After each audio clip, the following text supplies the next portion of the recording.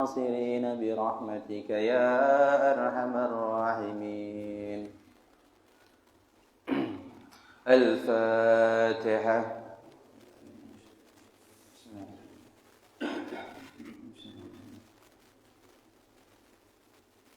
الفاتحة.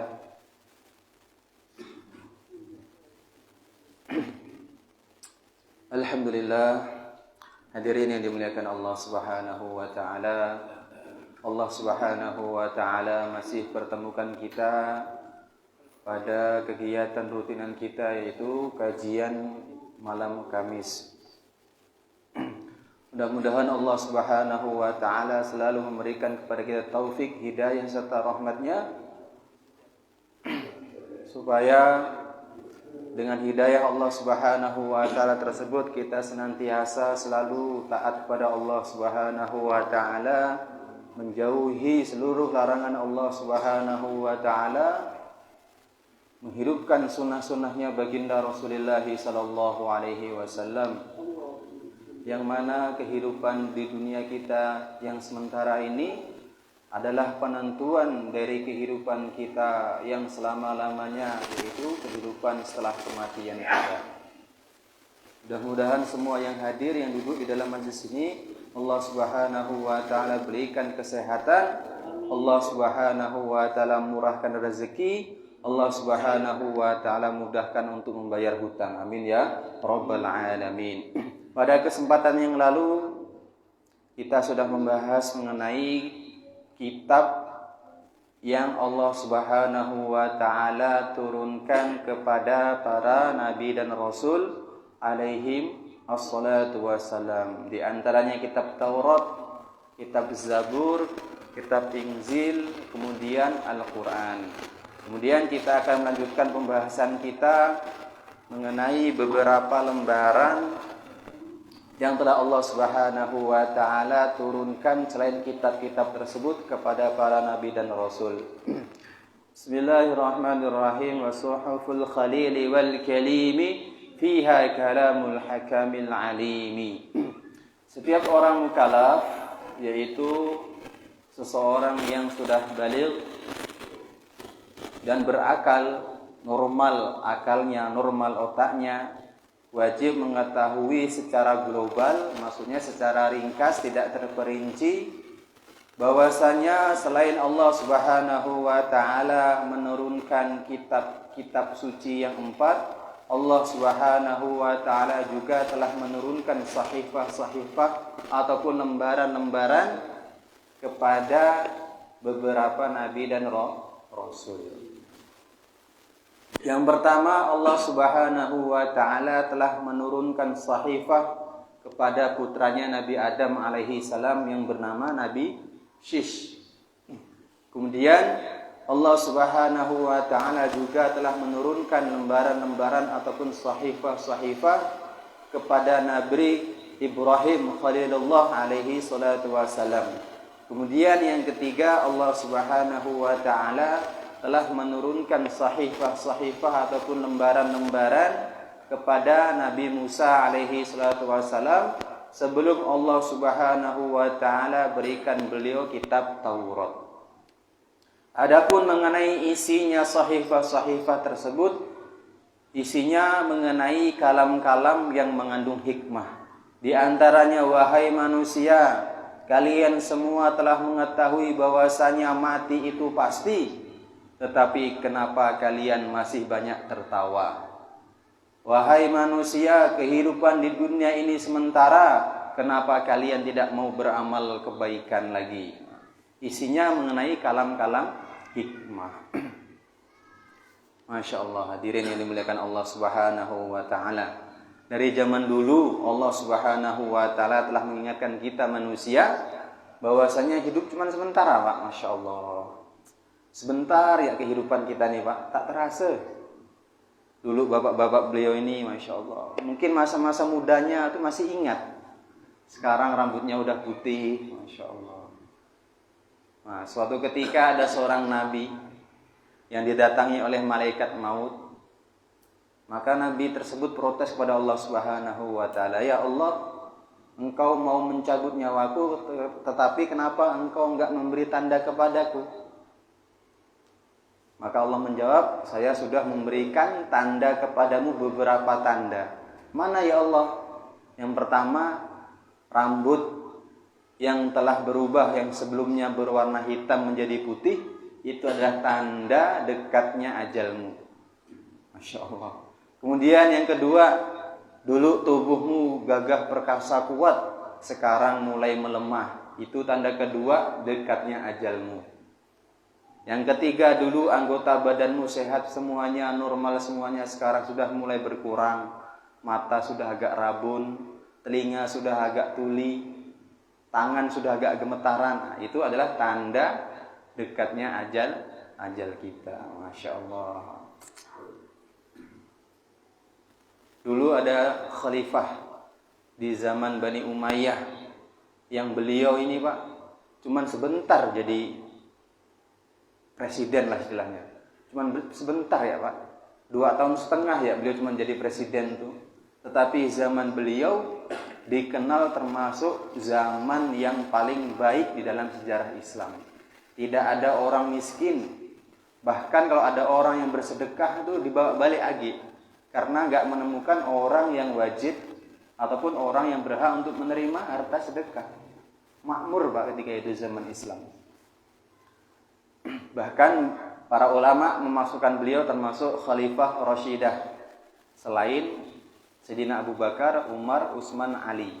Beliau dianggap termasuk Khalifah Rasyidin, yaitu Khalifah Umar bin Abdul Aziz. Beliau ini adalah cicitnya Sayyidina Umar. Sayyidina Umar punya anak laki-laki yang bernama Asim. Kemudian Asim menikahi wanita miskin tetapi amanah. Wanita miskin amanah penjual susu. Masya Allah. Ada ceritanya. Kemudian dari pernikahan yang barokah tadi keluarlah anak wanita yang bernama Ummu Asim. Kemudian Ummu Asim dinikahi oleh Abdul Aziz bin Marwan.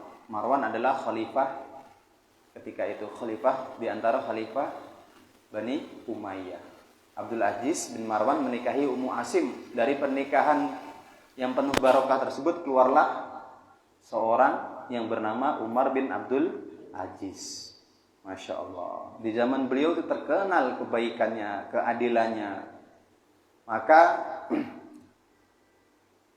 begitu juga dengan pejabat-pejabat beliau tersebut terkenal dengan kebaikannya. Rahasianya apa Pak? Rahasianya setiap hari beliau membuat majelis bersama dengan para pejabat yang isinya mengenai membicarakan kematian. Masya Allah. Tiap hari pejabat itu diingatkan mati, sehingga tertanam ketakutan dalam diri pejabat tersebut. Nanti kalau dia buat korupsi, ternyata hari itu mati dalam keadaan maksiat kepada Allah Subhanahu wa Ta'ala. Tiap hari buat majelis Pak, yang isinya mati. Masya Allah. Akhirnya pejabatnya pun menjadi pejabat yang amanah, yang jujur, yang tidak berani menyia-nyiakan haknya rakyat. Masya Allah. Liling cari orang miskin gak nemu. Zaman itu serigala sama domba bisa hidup akur. Yang biasanya musuhan, karena kebaikan manusia pada zaman tersebut, akhirnya binatang pun menjadi baik. Serigala malah jadi satpam untuk domba. Yang biasanya serigala itu memangsa domba, malah sekarang serigala yang menjaga domba. Maka itulah Pak pentingnya kita selalu membicarakan mengenai mati Pak, supaya kita tuh nggak lalai. Rambut sudah putih tapi mengejar dunia, berangkat pagi pulang siang, pulang sore, nggak ingat sama sekali dengan Allah Subhanahu wa Ta'ala. Padahal ketika mati yang dibawa cuma kain kafan tuh Pak, kain kafan yang kasar tuh. Kain kafannya pun bukan yang lembut, kasar kayaknya tuh. Kalau kita pakai di dunia misalnya masih hidup, dibuat untuk bahan baju pun malas nak makainya tuh. Jelek betul lah kayaknya. Ya betul enggak Pak? Kain kafan tuh mana ada yang dari sutra Pak? Walaupun kamu raja, enggak ada kain kafan dari sutra. Walaupun mobil kita 10, truk kita 20, mati cuman di kafan. Alangkah ruginya kalau kita hanya memikirkan dunia ya Pak. Masya Allah.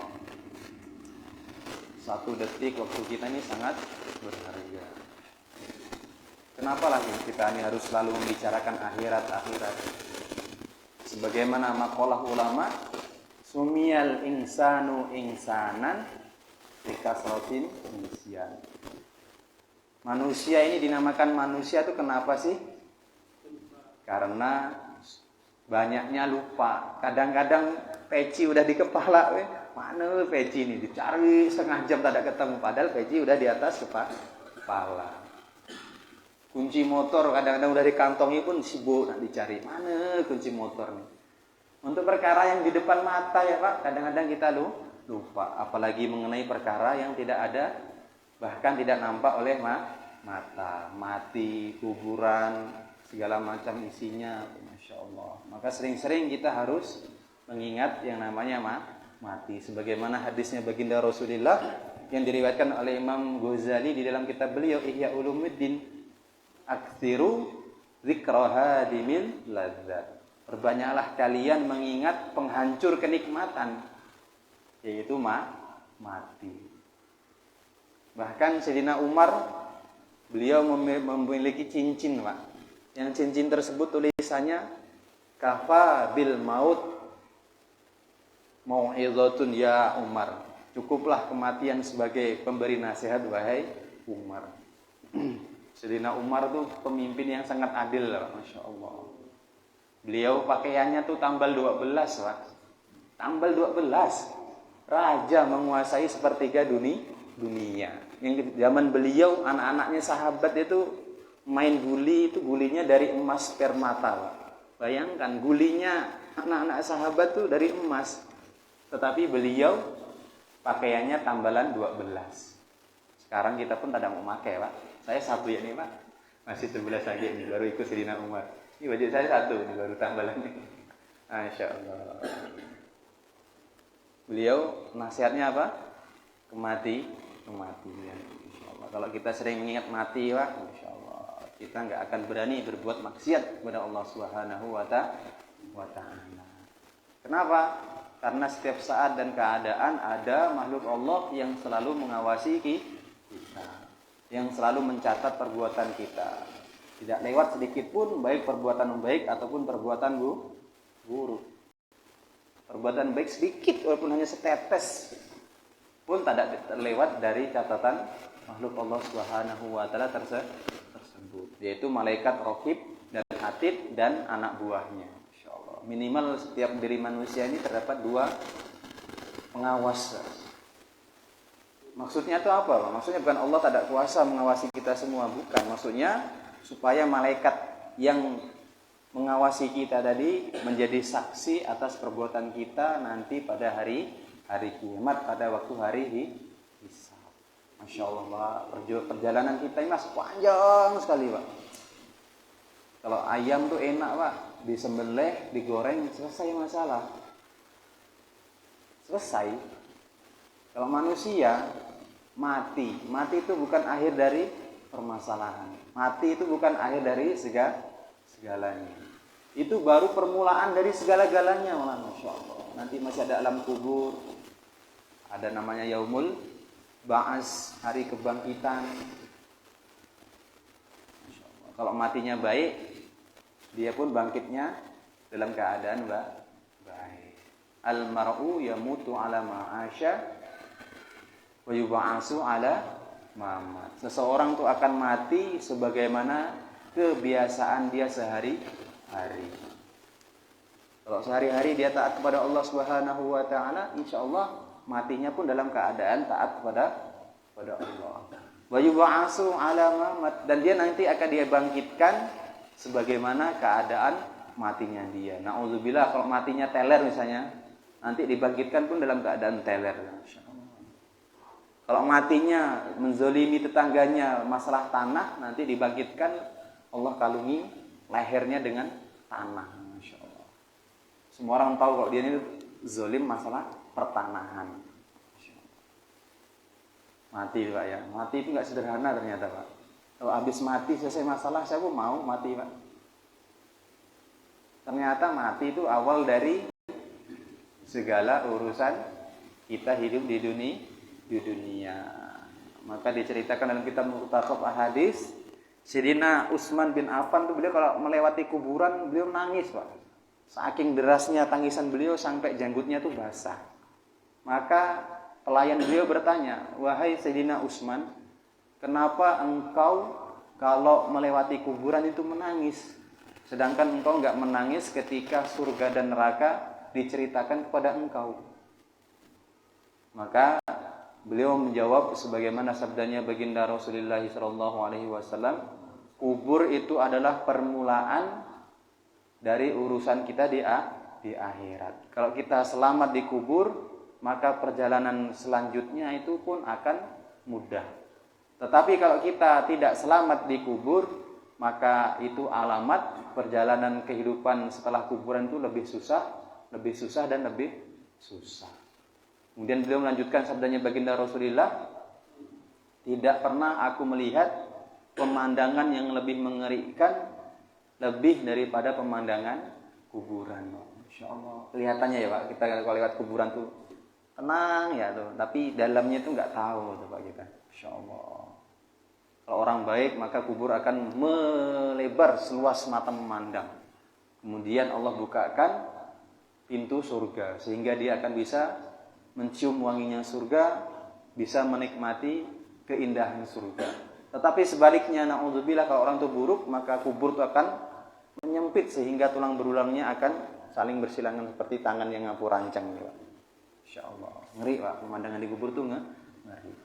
Dan diceritakan dalam sabdanya Nabi, kebanyakan orang disiksa di kubur itu dua perkara.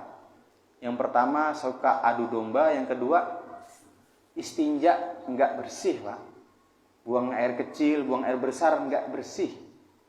Hati-hati Pak ya, jangan kita jangan sampai laki-laki jangan sampai kencing berdiri.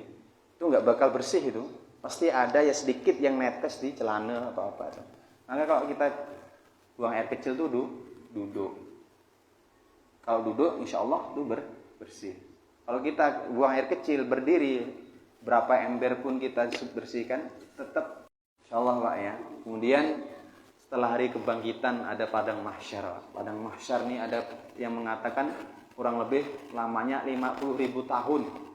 50.000 tahun matahari jaraknya ada yang mengatakan 1 jengkal dari kepala, ada yang mengatakan 1 mil.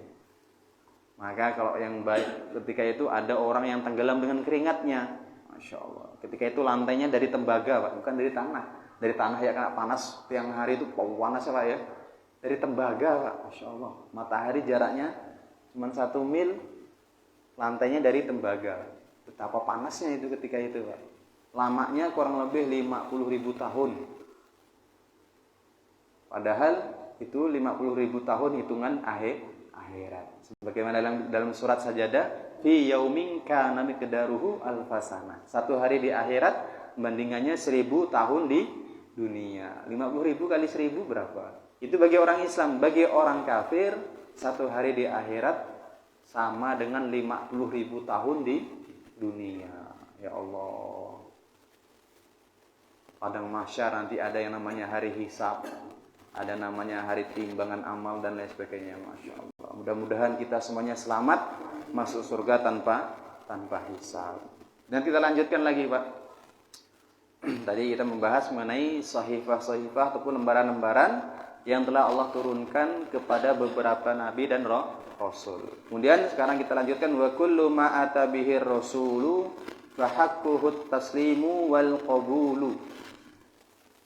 Bagi orang kita Pak, orang yang sudah mukallaf wajib menerima semua perkara yang telah Allah Subhanahu wa taala wahyukan kepada baginda Rasulullah sallallahu alaihi wasallam dengan penerimaan yang taslim, sami'na wa ata'na, dengan tanpa perlu dipikir-pikir lagi, tanpa perlu dengan kita bertanya-tanya lagi.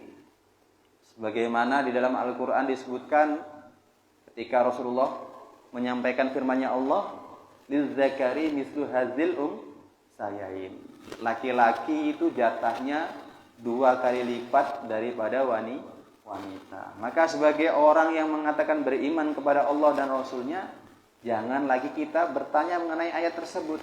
Kita terima dengan taslim, dengan sami'na wa ata'na. Jangan kita bertanya apa berarti Islam ini nggak adil. Kenapa wanita mendapatkan warisan lebih sedikit daripada laki-laki? Insyaallah. Baik hikmahnya kita pahami ataupun hikmahnya tidak pahami, kita harus menerima dengan taslim, sami'na wa ata'na, dengan semua perkara yang telah baginda Rasulullah sallallahu alaihi wasallam sampaikan kepada kita. Kemudian dalam hadisnya Nabi, la yasluhu qaumun walau amarrahum imra'ah. Kalau nggak salah seperti itu bunyi hadisnya. Tidak akan menjadi baik suatu kaum yang dipimpin oleh wanita. Kok agama Islam ini bersikap zolim sih sama wanita? Tidak adil, masa wanita nggak boleh jadi pemimpin? Jangan kita protes. Baik kita pahami hikmahnya ataupun tidak, ya kita ikuti. Wanita itu sebaik-baiknya wanita adalah wanita yang soleha, yang mendidik anak-anaknya dengan baik. Kenapa? Karena wanita ini adalah madrasatul ula. Wanita itu adalah sekolah pertama untuk anak-anaknya. Nanti kalau madrasahnya itu sibuk di luar, terus siapa yang mendidik anaknya di rumah? Pembantu, Masya Allah. Jangan Pak, Masya Allah. Kalau kita tidak bisa, jangan sampai anak kita ini dididik oleh selain dari istri kita. Apalagi jadikan neneknya jadi pembantu pula. Udahlah dulu orang tua kita nih susah hidupkan kita, sekarang pula disuruh ngasuh cucunya. Degil. Banyak zaman sekarang gitu kan. Mak titip loh mak anak saya nih mak. Titip kan pula sama orang tuanya. Dulu udah susah hidupkan dia, sekarang pula anaknya disuruh ngasuh lagi orang tua. Masya Allah. Masya Allah. Maka fitrahnya wanita itu di rumah. Jangan kita protes dengan apa yang disampaikan oleh Rasulullah Sallallahu Alaihi Wasallam. Begitu juga seandainya kita mempunyai wadah yang dijilat anjing ataupun babi, maka harus dibasuh sebanyak 7 kali. Salah satunya dengan dicampur tanah ataupun debu. Jangan kita protes, ngapa sih dibasuh kok 7 kali? Tidak sekali udah bersih. Jangan protes. Baik kita tahu hikmahnya ataupun tidak. Insyaallah. Insyaallah Pak ya. Harus kita terima dengan rasa taslim, sami'na wa ata'na, mendengar dan taat.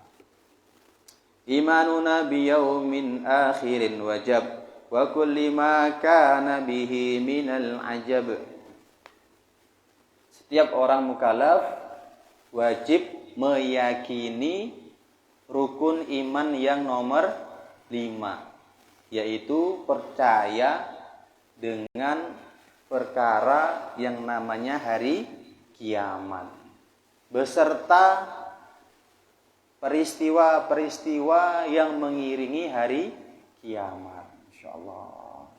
Nanti ketika di dunia ini nggak ada orang beriman, walaupun satu orang saja Pak, maka Allah Subhanahu wa Ta'ala akan memerintahkan malaikat Israfil untuk meniup sangkakala. Tiupan pertama semuanya hancur, Pak. Insyaallah. Maka diceritakan Sayyidina Abdullah bin Umar ataupun Sayyidina Abdullah bin Umar, beliau naik haji. Ketika beliau tawaf, maka beliau mengatakan, "Ya Ka'bah, ma'a'zamaki walakinnal mu'min a'zama minki." Wahai Ka'bah, alangkah agungnya engkau, tetapi orang beriman itu lebih agung dan lebih mulia daripada engkau. Kenapa Pak? Nanti menjelang hari kiamat ada seorang laki-laki yang diceritakan dalam hadis Pak. Ada laki-laki yang menghancurkan Ka'bah. Tetapi ketika Ka'bah hancur pada waktu itu, Allah Subhanahu wa Ta'ala tidak mengkiamatkan dunia. Nanti ketika ada tanda-tanda hari kiamat, Pak, nanti ada yang namanya Angin. Angin itu mempunyai bau yang harum. Setiap manusia yang ada iman kepada Allah Subhanahu wa taala di dalam hatinya, ketika menghirup angin tersebut, maka semua orang beriman meninggal dunia. Sisalah orang-orang yang tidak ada iman di dalam hatinya. Ketika di dunia ini yang tersisa orang-orang yang tidak ada iman, maka barulah Allah Subhanahu wa taala menghancurkan dunia, mengkiamatkan dunia. Insyaallah. Gunung ketika itu seperti kapas yang berterbangan. Kalau ada wanita yang menyusui langsung lupa dengan bayinya. Kalau ada bayi langsung berubah rambutnya. Saking dahsyatnya peristiwa hari kiamat. Dan hari kiamat terjadi ketika tidak ada orang beriman satu. Kemudian setelah tiupan yang pertama, Allah memerintahkan kepada malaikat Israfil untuk meniup sangkakala yang kedua. Maka tumbuhlah manusia dari kuburnya masing-masing sebagaimana tumbuhnya tanaman mulai berkecambah ketika tersiram air hujan.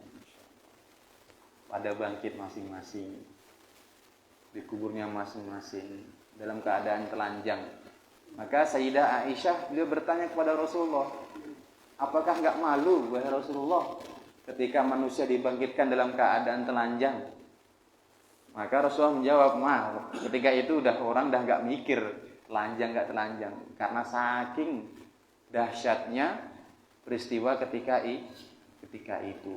Kemudian setelah bangkit dari kuburnya masing-masing, manusia akan digiring menuju padang mahsyar. Ya Allah, digiring semuanya menuju padang mahsyar, laki-laki perempuan.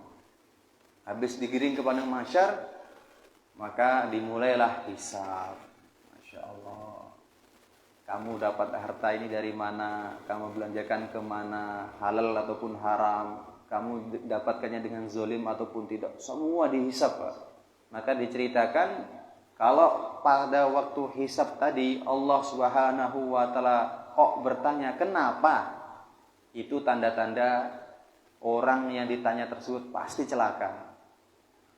Kenapa? Itu pasti celaka orang yang dihisab oleh Allah seperti itu. Maka mudah-mudahan Allah Subhanahu wa taala menghisab kita dengan mudah, insyaallah. Hati-hati Pak ya, kalau kita mencari harta Pak, ada hisabnya nanti itu Pak, masya Allah. Tak ada apa-apa lah, tak ada punya motor, yang penting harta saya halal. Tak ada apa-apa lah, mobil saya Pajero, yang penting halal. Jangan sampai motor Beat tapi haram. Mendingan Pajero halal Pak daripada motor Beat haram ya kan Pak. Masya Allah. Gak apa-apa lah, penghasilan saya sehari 200.000 yang penting halal daripada 100.000 tapi haram. Insya Allah. Jangan sampai kita berpikiran yang haram ya susah, apalagi yang halal. Jangan sampai kayak gitu Pak. Kalau kita tuh punya keinginan untuk mencari rezeki yang halal, pasti Allah Subhanahu wa taala akan mudahkan jalan kita. Ana inda zoni abdi bi. Ya Pak ya, insyaallah Pak ya. Pikiran kita bagaimana kita bisa mencari harta yang halal. Yang halal itu Pak, kalau berlebihan itu pun bisa menjadi haram. Apalagi perkara yang haram. Kalau kita makan yang halal Pak, sampai mutah, itu haram hukumnya Pak. Dosa kita. Itu perkara yang halal, apalagi perkara yang haram. Masya Allah. Setelah hari hisab selesai, itu hisab itu satu-satu Pak. Berapa puluh miliar manusia ini dari sebelum Nabi Adam sampai nanti hari kiamat. Satu-satu lama. Makanya panas lama. Nggak ada pohon yang di sekitar betul-betul di bawah, nggak ada Pak. Padang mahsyar tuh lapang kayak padang pasir tuh. Padang pasir tuh Pak. Tanahnya dari pasir. Tapi ketika telur dilempar ataupun daging dilempar pas panas-panasnya, matang tuh Pak. Apalagi nanti di padang mahsyar, dari tembaga matahari cuma satu mil ataupun satu jengkal dari kepala kita. Gimana itu Pak panasnya tuh, Masya Allah. Itu Tuh nunggu kita tuh, Masya Allah. Saking dahsyatnya, maka diceritakan tuh dalam kitab-kitab hadis mengenai hari kiamat. Nanti manusia berombong-rombongan datang kepada Nabi Adam. Wahai Nabi Allah, doakan pada Allah supaya cepat ini proses kita nih di padang mahsyar nih. Tak kuat lagi dah. Tapi Nabi Adam menjawab, saya malu sama Allah, saya dulu pernah maksiat, makan buah hildi. Coba datang kepada Nabi Nuh. Masuk lari kepada Nabi Nuh, ngomong, ya Nabi Allah, doakan kepada Allah. Tapi Nabi Nuh pun jawab, saya malu sama Allah hari ini nih. Coba datang kepada Nabi Ibrahim. Datang lagi kepada Nabi Ibrahim, sama juga jawabannya. Suruh datang kepada Nabi Musa. Datang ke Nabi Musa, sama juga jawabannya. Suruh datang ke Nabi Isa. Datang kepada Nabi Isa, sama juga jawabannya. Nabi Isa nanti menyuruh coba datang kepada Rasulullah. Ketika datang kepada Rasulullah, barulah Rasulullah jawab, analah. Ini memang jatah saya nih. Kemudian Rasulullah sujud. Ketika sujud doa, barulah Allah Subhanahu wa taala memulai hisabnya. Baru dimulai hisab. Sebelum hisab tuh nunggu lama dulu Pak manusia Pak di padang mahsyar. Betapa dahsyatnya peristiwa ketika itu Pak. Masya Allah. Enggak akan bergerak kedua kaki seorang hamba ketika itu sebelum dia ditanya mengenai 4 perkara. Masa mudamu digunakan untuk apa? Dihabiskan untuk apa? Kemudian rezekimu dari mana? Kamu belanjakan untuk apa? Waktumu kamu habiskan untuk apa? Terus yang keempat, yang terakhir, ilmumu kamu amalkan ataupun enggak. Itu manusia enggak akan bergeser kedua kakinya sebelum ditanya mengenai 4 perkara tersebut. Waktunya, masa mudanya, hartanya, dan ilmu. Maka diceritakan dalam hadis, sab'atun yuzilluhullah yauman la zilla illa zilluh, atau kama qala Nabi. Pada hari kiamat nanti tidak ada naungan kecuali 7 orang yang diberi naungan oleh Allah Subhanahu wa ta'ala. Salah satunya siapa Pak? Rajulun qalbuhu mu'allakun bil masajid. Laki-laki yang hatinya selalu berta'alluq ataupun berkaitan dengan masjid. Mudah-mudahan Allah Subhanahu wa taala menggolongkan kita termasuk manusia-manusia yang hatinya selalu berta'alluq ataupun berkaitan dengan masjidnya Allah Subhanahu wa ta'ala. Barulah kita dapat naungan yang teduh pada waktu itu. Gimana Pak? 50.000 tahun kali 1.000 enggak minum sama sekali. Haus Pak. Haus. Maka kalau umatnya baginda Rasulullah yang diakui beliau nanti pada waktu di padang mahsyar akan diberi minum dari tangannya Rasulullah SAW langsung telaga Kautsar. Kalau kita diberi minum air tersebut, kita nggak akan haus selama-lamanya. Itu tapi kalau kita diakui umatnya Nabi Pak, karena diceritakan dalam hadis tersebut nanti akan datang rombongan. Rasulullah menerima, tetapi malaikat Jibril nggak menerima, diusir sama malaikat Jibril. Jangan diterima wahai Rasulullah, itu bukan umatmu. Itu bukan umatmu.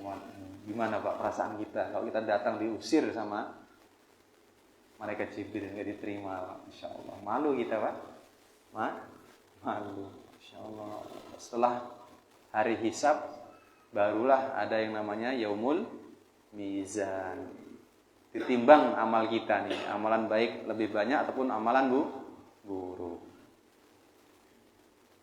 Maka diceritakan Pak, ada seseorang yang sangat buruk, gak pernah berbuat amal kebaikan ataupun berbuat amal kebaikan tapi sedikit.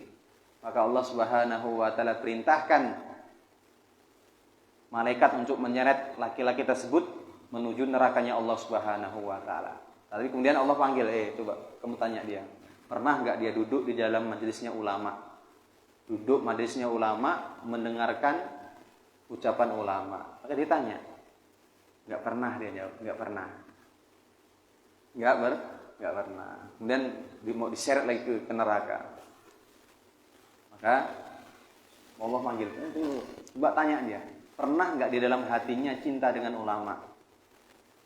Maka laki-laki tadi ditanya, kemudian menjawab nggak pernah cinta kepada ulama. Masya Allah, mungkin saking awamnya. Kemudian seret lagi ke neraka, Allah panggil, coba tanya dia, pernah nggak dia cinta dengan seseorang yang orang tersebut cinta dengan ulama? Maka dia tanya, oh kalau ini saya dulu pernah punya kawan artis yang kawan saya tadi itu cinta dengan ulama, udah masukkan dia ke surga. Masya Allah, Masya Allah. Mudah-mudahan kita duduk di dalam majelis ini termasuk orang yang diselamatkan oleh Allah Subhanahu wa taala pada hari tersebut. Cinta dengan ulama ataupun duduk di dalam majelis ulama itu bermanfaat.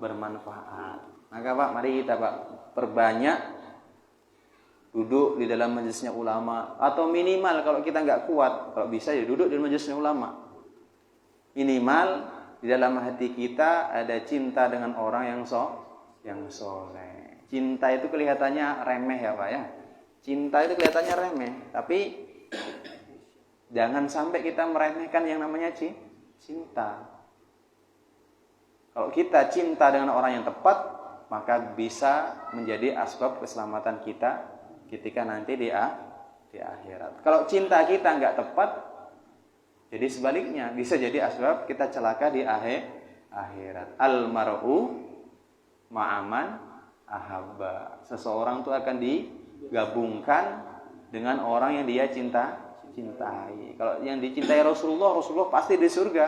Insya Allah kita juga akan masuk surga. Tapi kalau yang dicintainya orang kafir, na'udzubillah min dzalik, yang mana orang kafir tuh pasti tetap tempatnya di neraka, ya na'udzubillah, bisa-bisa juga kita ikut mereka. Insyaallah Pak ya. Kemudian setelah adanya Yaumul Mizan, ada yang namanya dikasih buku catatan amal. Kalau kita menerima dengan tangan kanan, pasti kita selamat. Kalau kita menerima catatan dengan kiri, na'udzubillahi min dzalik, pasti masuk neraka. Kalau di akhirat itu nggak ada yang namanya golput Pak, nggak ada golput. Saya nggak ke surga dan nggak ke neraka, nggak ada Pak. Pilihannya cuma dua, kalau nggak ke surga, ya ke neraka. Setelah itu namanya ada melewati jembatan Sirat, yang mana dikatakan jembatan Sirat itu rambut dibelah menjadi 7. Masya Allah. Ngeri Pak ya? Ngeri nggak kira-kira Pak? Masya Allah. Selamat nggak kira-kira Pak kita Pak? Kira-kira selamat enggak ya?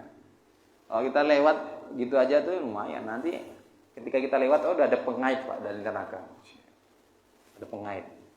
Yang khusus, tugasnya khusus mencari orang-orang yang melalaikan perintahnya Allah Subhanahu wa taala.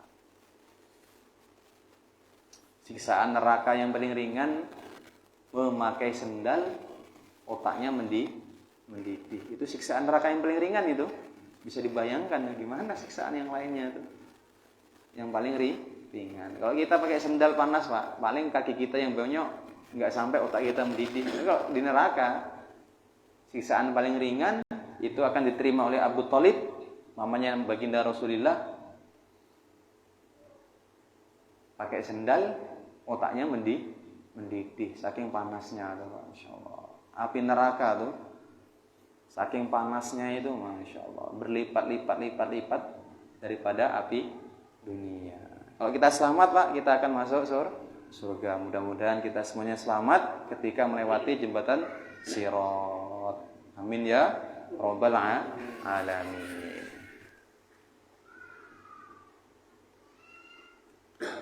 Isya 52. Udah habis dah. Udah cukup Pak ya. Cukup ya Pak ya. Insyaallah Pak, mudah-mudahan Allah Subhanahu wa taala terima kita dan menjadikan keselamatan kita di dunia dan di akhirat. Subhanallah wa bihamdihi, subhanallah wa bihamdika, asyhadu an la ilaha illa anta, astaghfiruka wa atubu ilaik.